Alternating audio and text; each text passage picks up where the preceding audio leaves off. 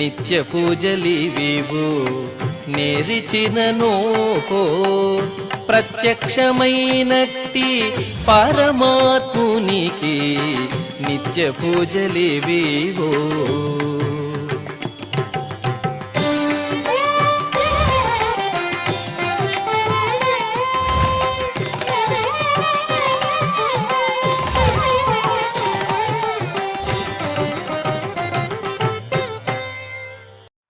ఓం నమో వెంకటేశాయ. ఆదివారము శ్రీ పరాభవనామ సంవత్సరము, ఉత్తరాయణము, గ్రీష్మ ఋతువు, నిజ జ్యేష్ఠమాసము, శుక్లపక్షము, సప్తమి తిథి, పుబ్బ నక్షత్రము, జూన్ 21, 2026.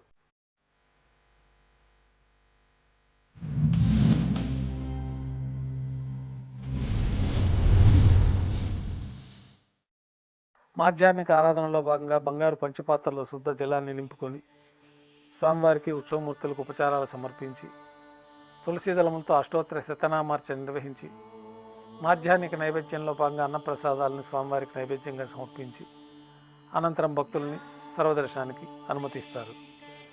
ఉభయ దేవేలతో శ్రీ మలయప్ప స్వామివారిని బంగారు తిరిచిపోయిన వేంచేపు చేసుకొని మేళతాళాలతో మంగళవాద్యాలతో విమాన ప్రదక్షిణంగా సంపంగి ప్రాకారంలో కల కళ్యాణ మండపానికి చేరుకుంటారు.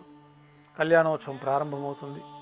పుణ్యాహవచనము, అంకురార్పణ, రక్షాబంధనము, అగ్నిప్రతిష్ఠ, స్వామివారికి అమ్మవార్లకి కళ్యాణం సందర్భంగా నూతన పట్టు వస్త్రాల సమర్పణ, మహాసంకల్ప పఠనం, మాంగళ్యాల ఆరాధన, మాంగళ్యాలకి పూజ పూర్తయిన తర్వాత స్వామివారి తరఫున మాంగళ్యాలని అమ్మవార్లకి సమర్పణ గావించి ఈ సందర్భంగా స్వామివారికి అమ్మవార్లకి కర్పూర నీరాజనాన్ని సమర్పించి విశేషమైన హోమాలతో పూర్ణాహుతి పూర్తయిన తర్వాత మాలా పరివర్తనం అనే కార్యక్రమాన్ని నిర్వహించి ఉభయ దేవేరులను శ్రీవారి చెంతకు చేర్చి ఈ సందర్భంగా అక్షతారోపణం అనే వైదిక కార్యక్రమాన్ని నిర్వహించిన తర్వాత కర్పూర నీరాజనము, నైవేద్యము, తిరిగి కర్పూర నీరాజనంతో శ్రీవారి కళ్యాణోత్సవం పూర్తవుతుంది.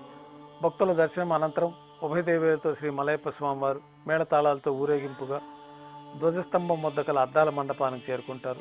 ఊంజల్ సేవలో భాగంగా వేద పండితులు వేదపారాయణం చేస్తూ ఉండగా స్వామివారికి వైభవంగా ఊంజల్ సేవ నిర్వహించి కర్పూర నీరాజనంతో ఊంజల్ సేవ పూర్తి అవుతుంది.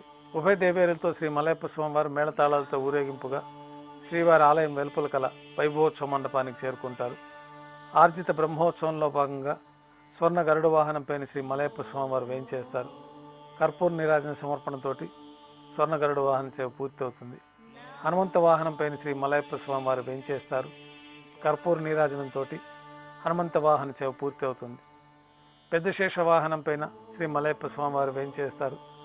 కర్పూర నీరాజన సమర్పణతోటి పెద్ద శేష వాహన సేవ పూర్తి అవుతుంది. ఉభయ దేవేలతో కలిపి శ్రీ మలయప్ప స్వామివారికి కర్పూర నీరాజన సమర్పణతోటి ఆర్జిత బ్రహ్మోత్సవం పూర్తి అవుతుంది. సాయం సంధ్య వేళలో 1000 దీపాలతో అలంకరించబడి ఉన్న సహస్ర దీపాలంకరణ సేవ మండపానికి ఉభయ దేవేరులతో శ్రీ మలయప్ప స్వామివారు మేళతాళాలతో చేరుకుంటారు. వేదం, గానం, నాదం నడుమ సహస్ర దీపాలంకరణ సేవ నిర్వహించి నక్షత్ర నీరాజనము, కర్పూర నీరాజన సమర్పణతోటి దీపాలంకరణ సేవ పూర్తి అవుతుంది. ఉభయ దేవేలతో శ్రీ మలయప్ప స్వామివారు తిరుచుపైన 4 తిరువీధుల ఉత్సవం జరుపుకొని భక్తులను అనుగ్రహించి శ్రీవారి ఆలయంలోకి చేరుకుంటారు. ఆలయంలో నైవేద్యం పూర్తయిన తర్వాత గర్భాలయంలో వేంచేస్తారు. వెంటనే రాత్రి తోమాల సేవ ప్రారంభమవుతుంది.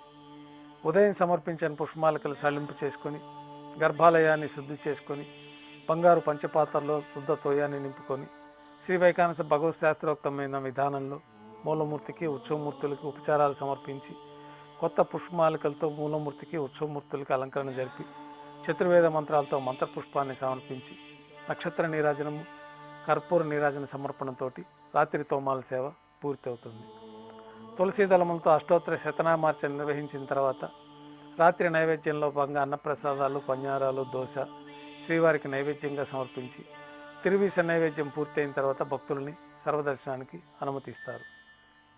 కొద్ది విరామం తర్వాత ఏకాంత సేవలో భాగంగా రాత్రి సమర్పించిన పుష్పమాలికలన్నీ సళ్లింపు చేసుకొని గర్భాలయాన్ని శుద్ధి చేసుకొని బంగారు పంచపాత్రల్లో బ్రహ్మ తిరువారాధన కోసమై బంగారు బిందులోని తీర్థాన్ని సమర్పించి ఏకాంత సేవలో భాగంగా కౌతుకభయమైన శ్రీ భోగ శ్రీనివాసమూర్తి వారిని బంగారు పట్టు పాన్పు పైన వేంచేపు చేసుకొని ఈ సందర్భంగా దారోష్ణమైన గోక్షీరము, జీడిపప్పు, ద్రాక్ష, కలకండ కలిపిన మిశ్రమాన్ని నైవేద్యంగా సమర్పించి, పండ్లని నైవేద్యంగా సమర్పించి కర్పూర నీరాజనంతో ఏకాంత సేవ పూర్తి అవుతుంది. ఓం నమో వెంకటేశాయ.